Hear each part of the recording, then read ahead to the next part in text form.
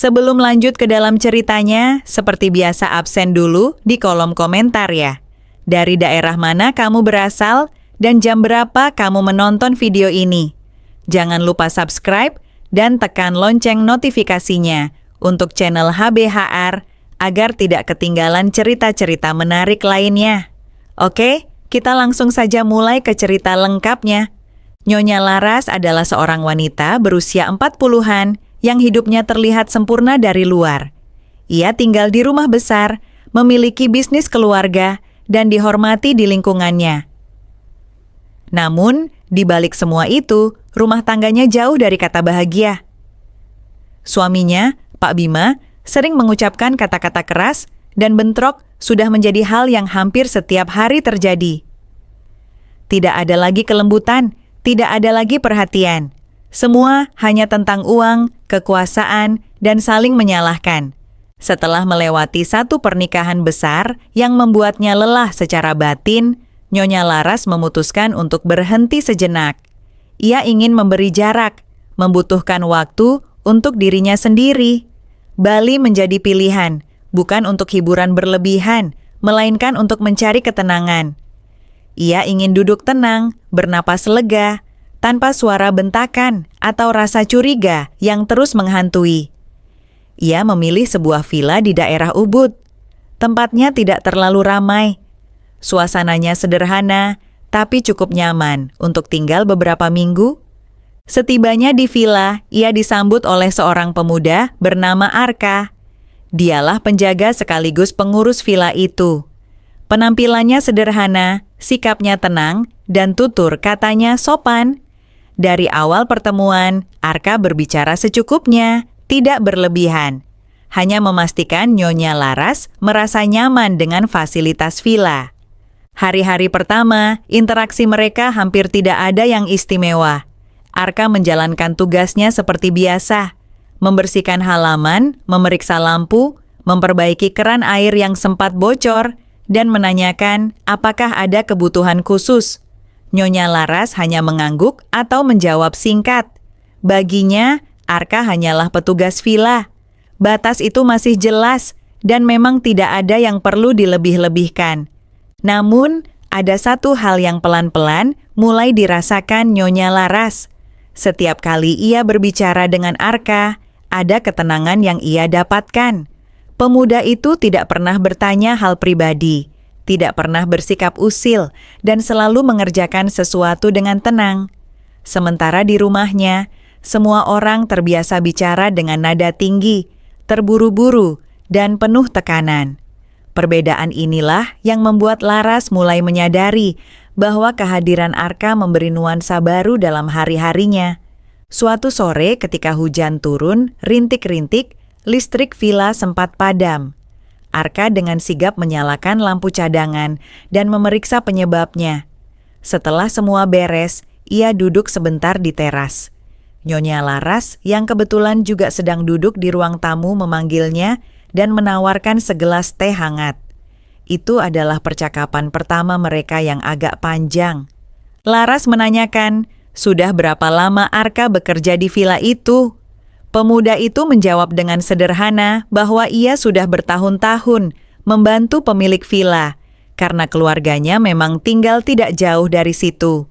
Ia bercerita sedikit tentang kesehariannya, tapi tetap dengan nada datar, tidak berusaha membuat kesan berlebihan. Laras hanya mendengarkan sambil mengangguk. Percakapan itu tidak panjang, namun cukup untuk membuat suasana sore itu terasa berbeda. Laras menyadari bahwa ia jarang sekali mendengar jawaban yang tenang dari seseorang. Kali ini ia merasa nyaman. Tidak ada tekanan, tidak ada ketegangan. Hanya percakapan sederhana yang membuatnya merasa dihargai. Hari-hari berikutnya berjalan dengan pola yang mirip. Arka tetap menjalankan tugasnya dengan disiplin, sementara Laras mulai terbiasa menyapa atau menanyakan hal-hal kecil. Arka, meski masih menjaga jarak, menunjukkan sikap peduli. Ketika melihat Laras duduk sendirian di taman, ia menawarkan buah mangga dari kebun. Saat melihat ada buku yang terjatuh di teras, ia segera mengambilkannya tanpa banyak bicara. Hal-hal kecil itulah yang diam-diam meninggalkan kesan di hati Laras. Ia mulai merasakan sesuatu yang jarang ia rasakan. Ketenangan dalam interaksi sehari-hari. Sikap sederhana Arka seperti mengobati luka batin yang selama ini ia pendam. Laras tidak ingin menganggap ini berlebihan. Ia sadar ia hanya tamu di villa dan Arka hanyalah penjaga. Tetapi jauh di dalam hatinya, ia tidak bisa menolak kenyataan bahwa ia mulai menunggu setiap interaksi kecil itu. Ia mulai memahami bahwa perjalanan ke Bali bukan hanya tentang menjauh dari rumah tangga yang berantakan. Mungkin ada sesuatu yang lebih dalam yang akan ia temukan di sana. Kedekatan itu terus tumbuh. Dari sekadar percakapan ringan menjadi obrolan pribadi. Dari sekadar menyapa menjadi kebiasaan menonton film bersama. Hubungan yang awalnya murni profesional, perlahan berubah menjadi lebih personal. Mereka sama-sama menahan diri. Laras tahu dirinya masih seorang istri, meski hatinya sudah lama merasa hampa. Arka pun paham posisinya. Namun, ada sesuatu yang sulit mereka bantah, yaitu rasa nyaman yang tumbuh semakin kuat. Mereka mulai berbicara tentang hal-hal pribadi, sesuatu yang sebelumnya tidak pernah terjadi. Laras yang biasanya menutup diri kini lebih sering membuka hati. Ia bercerita panjang lebar tentang pernikahannya yang terasa dingin. Arka hanya mendengarkan dengan tenang. Tidak ada saran berlebihan, tidak ada upaya menggurui.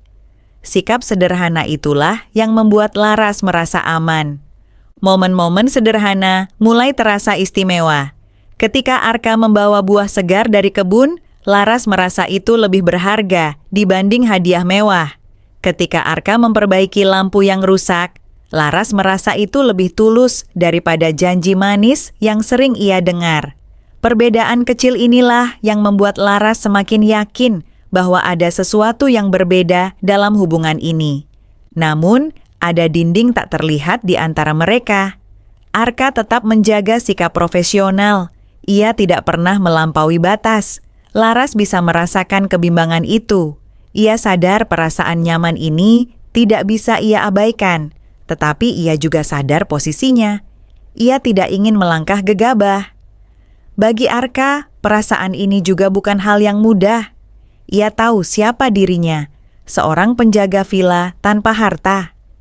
Sementara di depannya ada seorang wanita mapan. Setiap kali perasaannya tumbuh, ia mencoba menahan diri, namun semakin ditahan, semakin ia sadar bahwa rasa itu nyata. Hari-hari Nyonya Laras di villa terasa begitu cepat.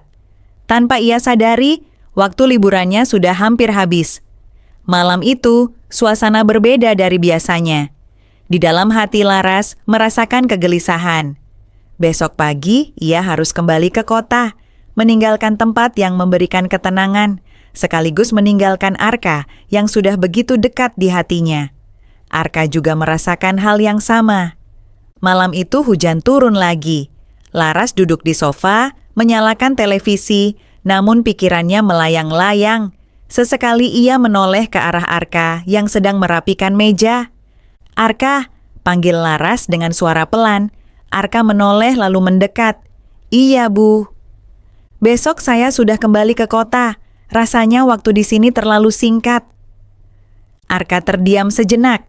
Ia menunduk lalu menjawab singkat, "Semoga Ibu merasa nyaman di sini." Haning kembali hadir. Akhirnya Laras memberanikan diri mengutarakan isi hatinya yang paling dalam. "Arka, entah bagaimana saya bisa bilang ini, tapi bersama kamu, saya merasa dihargai, sesuatu yang sudah lama tidak saya rasakan." Kata-kata itu membuat suasana semakin dalam. Arka mengangkat kepalanya, menatap Laras dengan sorot mata yang penuh pergulatan. Setelah jeda panjang, ia hanya bisa berkata, "Saya senang jika Ibu merasa begitu." Malam semakin larut. Laras akhirnya berdiri berjalan menuju kamarnya. Namun sebelum masuk, ia menoleh sebentar menatap Arka dengan senyum yang sulit dijelaskan. Senyum itu singkat, tapi syarat makna. Arka membalas dengan anggukan kecil, lalu kembali menunduk. Itulah malam perpisahan mereka. Tidak ada pelukan, tidak ada janji, hanya tatapan dan kata-kata sederhana yang menyisakan perasaan mendalam. Pagi itu akhirnya tiba. Suasana villa terasa berbeda ketika Arka mengantarkan koper Laras ke mobil. "Hati-hati di jalan, Bu," ucapnya singkat. Laras menatapnya sebentar. "Terima kasih untuk semuanya, Arka. Saya tidak akan lupa kebaikan kamu." Mobil pun melaju, meninggalkan villa dan sosok yang kini hanya menjadi bayangan di kaca spion. Sepanjang perjalanan, Laras larut dalam pikirannya. Sesampainya di rumah, ia mencoba kembali pada kesehariannya. Namun, pikirannya kerap melayang pada Arka. Ia teringat bagaimana pemuda itu dengan sabar menemaninya menonton film atau sekadar mendengarkan keluh kesahnya tanpa menghakimi. Sementara itu di villa, Arka juga tidak bisa menghapus bayangan Laras. Malam-malam terasa sepi setelah kepergiannya. Dalam diam, ia menyadari kehadiran Laras telah mengubah banyak hal dalam dirinya. Beberapa kali Laras mencoba menahan diri untuk tidak menghubungi Arka. Namun, semakin lama ia semakin sulit mengingkari. Suatu malam, ia akhirnya memberanikan diri mengirim pesan singkat. "Arka, apa kabar? Villa baik-baik saja kan?" Tidak lama kemudian balasan datang. "Alhamdulillah baik, Bu. Villa juga semua normal." Jawaban itu sederhana, tapi cukup membuat hati Laras lega. Dari situlah komunikasi kembali terbuka. Hari berganti, pesan singkat mereka semakin sering muncul. Perlahan obrolan itu berkembang menjadi percakapan yang lebih pribadi. Dalam percakapan itu, Laras menemukan ketenangan. Ada kejujuran dan kesederhanaan dalam setiap kata Arka. Seiring waktu, komunikasi mereka semakin intens. Mereka mulai terbiasa saling menanti kabar. Laras yang biasanya sibuk kini selalu menyisihkan waktu khusus untuk berbicara dengan Arka. Fauzan pun demikian. Ia merasa ada semangat baru dalam menjalani hari. Bahkan hal sepele seperti memperbaiki lampu taman bisa menjadi bahan obrolan yang membuat Laras tertawa kecil. Pada suatu akhir pekan, Laras memberanikan diri untuk kembali mengunjungi villa. Alasannya sederhana, ingin beristirahat. Tapi di balik itu, ia ingin memastikan sesuatu. Apakah perasaan ini nyata ketika mereka bertemu langsung? Saat tiba, Arka menyambut dengan senyum ramah. Malamnya mereka kembali duduk di ruang tamu menonton film. Kini tidak ada keheningan yang kaku. Percakapan mengalir. Hari-hari berikutnya, kunjungan Laras ke villa menjadi lebih sering. Mereka semakin erat. Di satu sore saat mereka duduk di teras, Laras akhirnya berkata, pelan, "Arka, kamu sadar enggak kita sekarang jadi lebih dekat daripada yang saya bayangkan dulu?" Arka menatapnya sebentar, lalu tersenyum. "Saya sadar, Bu. Tapi saya juga bingung harus gimana. Kadang saya takut apa yang kita jalani ini dianggap aneh sama orang lain." Laras menarik napas panjang. "Saya juga mikir soal itu, tapi yang saya rasakan, saya lebih tenang sejak ada kamu. Itu yang bikin saya sulit mengabaikan semuanya." Percakapan itu menjadi titik balik. Mereka tidak secara resmi menyebut hubungan mereka, tapi sama-sama tahu ada sesuatu yang lebih dari sekadar pertemanan. Ikatan itu tumbuh alami, namun semakin dekat mereka, semakin besar pula tantangan yang menanti. Pandangan orang sekitar mulai terasa. Suatu sore, saat Laras hendak pulang, ia bertemu dengan salah satu tetangga yang menatapnya penuh tanda tanya. Kemudian, seorang teman lama menelepon dan berkomentar, "Saya dengar kamu sering ke villa itu, ya, sama pemuda penjaganya. Hati-hati, Las, orang bisa salah paham." Kalimat itu menancap dalam benak Laras. Ia mulai berpikir keras. Ia tidak ingin hidupnya kembali dibayangi gosip. Arka pun merasakan tekanan.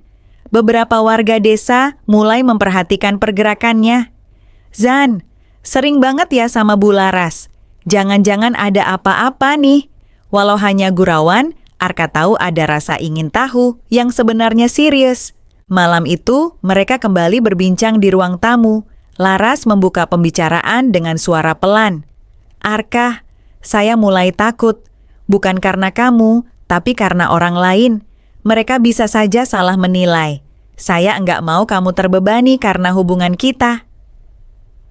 Arka terdiam lama, lalu ia menjawab, saya juga merasakan hal yang sama.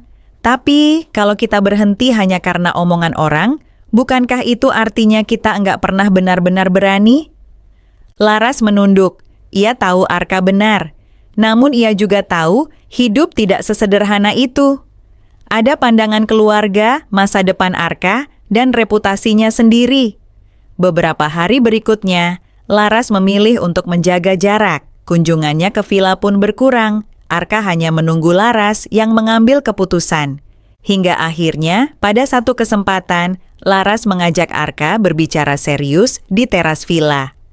Arka, katanya, hubungan kita ini sudah terlalu jauh untuk disebut pertemanan biasa. Tapi, kita juga tahu banyak hal yang membuatnya sulit diterima. Saya enggak mau kamu jadi sasaran omongan orang atau nanti menyesal karena memilih jalan ini. Arka menarik napas. Saya mengerti, tapi saya juga enggak bisa membohongi diri. Saya nyaman sama ibu dan saya enggak ingin kehilangan. Kalaupun ada risiko, biarlah saya yang tanggung. Laras menggeleng pelan. Tidak sesederhana itu. Kamu masih muda, hidupmu masih panjang. Saya tidak ingin jadi alasan kamu kehilangan kesempatan lain. Dan saya juga harus realistis. Usia saya, keadaan saya, semua berbeda jauh dengan kamu. Percakapan itu berlangsung lama. Pada akhirnya mereka sampai pada titik yang sama. Mereka harus mengambil keputusan meski berat. Laras berkata dengan suara mantap, mungkin jalan terbaik untuk kita adalah berhenti di sini. Bukan karena saya tidak peduli, tapi justru karena saya peduli. Saya ingin kamu tetap bisa menjalani hidupmu dengan bebas tanpa beban dari hubungan ini. Arka terdiam lalu menunduk. Ia tahu inilah keputusan yang paling logis. Setelah hening beberapa saat, ia hanya berkata, kalau itu keputusan ibu, saya akan hormati. Tapi ketahuilah, apapun yang sudah kita jalani, tidak akan pernah saya sesali. Hari itu menjadi penutup dari kebersamaan mereka yang selama ini tumbuh diam-diam. Mereka berpisah dengan kesadaran bahwa perasaan itu nyata, namun tidak harus dimiliki selamanya. Sahabat HBHR, dari kisah Nyonya Laras dan Arka ini, kita belajar satu hal. Kenyamanan sejati dan rasa dihargai adalah harta yang tak ternilai dalam sebuah hubungan. Nyonya Laras, dengan segala kemapanannya, justru menemukan ketenangan dalam kesederhanaan dan ketulusan Arka, yang selama ini hilang dari rumah tangganya yang megah. Pesan utamanya adalah, dalam hidup, kita akan selalu dihadapkan pada pilihan antara mengikuti kata hati dan menghadapi realitas. Terkadang, mengakhiri sesuatu justru adalah bentuk cinta yang paling dewasa, cinta yang membebaskan, bukan membebani. Kita tidak selalu bisa memiliki apa yang kita cintai, tetapi kita selalu bisa menghargai pelajaran yang ditinggalkannya. Apa pelajaran yang kamu dapatkan dari cerita ini? Tuliskan di kolom komentar ya. Terima kasih sudah menonton dan sampai jumpa di cerita HBHR berikutnya.